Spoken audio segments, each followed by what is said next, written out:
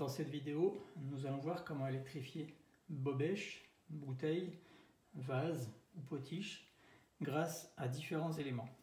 Les premiers sont les pneus ou extensibles et qui permettent d'électrifier des bobèches ou des bouteilles ou différents éléments à électrifier. Ils sont au nombre de 8 et vont couvrir des diamètres allant de 12 mm à 36 mm au total. Chacun d'entre eux peut un peu gonfler en tournant cette petite vis. Pour les diamètres un peu plus importants, à partir de 35 et jusqu'à 85 mm, on a ce type de pneus qui grossissent mais de façon un peu moins importante en tournant cette vis-là. Ils sont étalonnés de 5 en 5.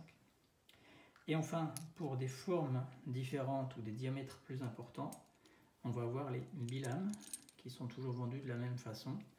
Les deux lames qui vissent et qui tournent autour de cette tige filetée, la tige filetée et la chandelle passe-fil.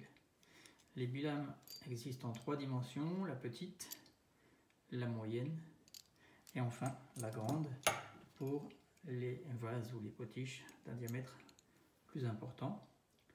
La tige filetée est toujours la même, on peut la faire varier en la coupant ou en la changeant et en la remplaçant par une tige filetée plus longue. Donc pour ce qui est des bobèches ou des bouteilles, on utilisera les petits extensibles et soit on va prendre un extensible légèrement plus grand que l'orifice de l'objet à électrifier en arasant avec un cutter tout le tour de l'extensible, on pourra le rentrer et ensuite le gonfler en tournant la vis. Ou bien on utilise un extensible d'un diamètre inférieur que j'ai commencé à gonfler ici, mais oui, ça ne suffit pas. Donc avec un gros tournevis ou une pièce de monnaie, on va gonfler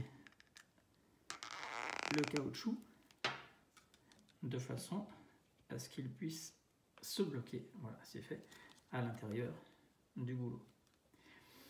À partir de ce moment, je vais pouvoir brancher une petite chandelle passe-fil pour passer mon fil dans ma douille que je mettrai ici, ou bien une chandelle plus haute pour donner un peu plus de hauteur à mon luminaire, ou bien une rotule si mon luminaire est un petit peu tordu, ça va me permettre de compenser et d'avoir un abat-jour bien droit. Si ma bouteille ou mon luminaire est percé en dessous ou sur le côté, je pourrais faire directement passer le fil à l'intérieur. Pour ce qui est des diamètres supérieurs, on va, comme je l'ai dit tout à l'heure, utiliser les bilames. Donc une nouvelle fois, j'ai pris quelque chose de transparent pour qu'on puisse voir ce qui se passe à l'intérieur lors du montage. Donc le principe est le suivant. Les deux lames vont se replier au moment du passage dans le goulot et se déplier à l'intérieur. Quelquefois, il faut un peu les aider avec les mains parce qu'elles se bloquent, mais le principe, c'est celui-là. On va ensuite, grâce au dessus à étage, qui vont permettre de boucher l'orifice du vase, voilà, poser ça comme ceci, et venir mettre ici la chandelle passe-fil.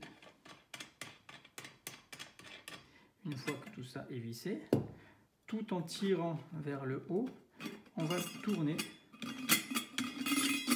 visser de façon à faire arriver la chandelle passe-fil sur le dessus à étage. Je me remets dans cette position parce que c'est plus facile.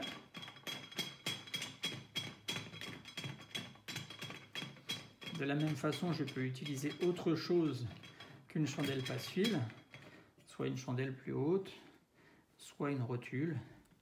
Voilà, ma lame est bloquée sur mon vase. On peut éventuellement mettre à l'extrémité des lames des petits morceaux de scotch pour protéger.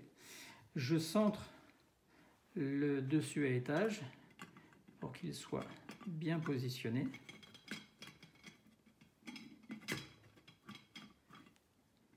Et je serre de manière définitive le montage. Et voilà. Donc de la même façon, soit mon vase est percé dessous ou sur le côté et je peux passer mon fil à l'intérieur, soit il passe dans la chandelle passe-fil, dans une chandelle classique, dans une rotule ou dans le trou de ma douille si j'ai une douille percée. Merci à tous d'avoir suivi cette vidéo. Au revoir et à bientôt.